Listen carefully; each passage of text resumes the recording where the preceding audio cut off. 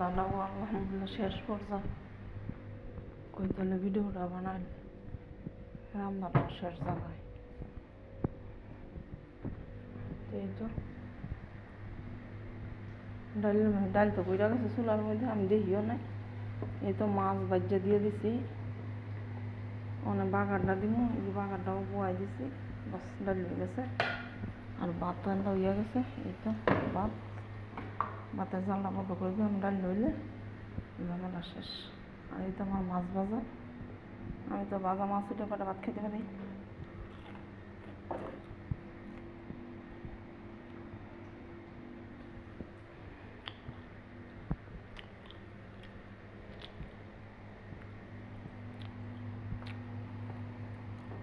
ডালের জলটা কমা দিচ্ছি, বাগারটা দিয়ে নামালাম। মাসাল্লাহ ডালের কালারটা অনেক সুন্দর হয়েছে। সব ওই রান্না শেষ, বাগারটা হইলে ডালটাও শেষ।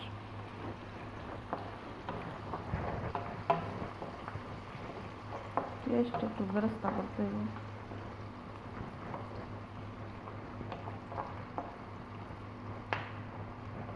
না ভাত খাইতে পারি, না ঘুমাইতে পারি, না কোনো কিছু করতে পারি,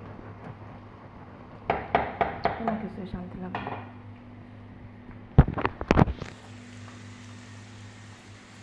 একটা ডাল দাও, আর এই মাছ ভাজি দিয়ে খাওয়া চলবো। আর পিস মাছ একটা মাথা দিয়ে দিব, আর মাথার লেজটা আমি রেখে দিই।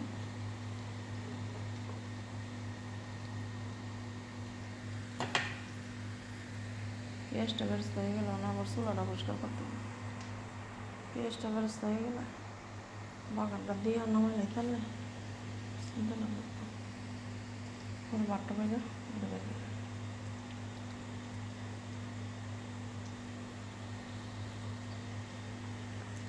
কোন সময় যে ডালটা বইরা গেল আমি বুঝলাম না।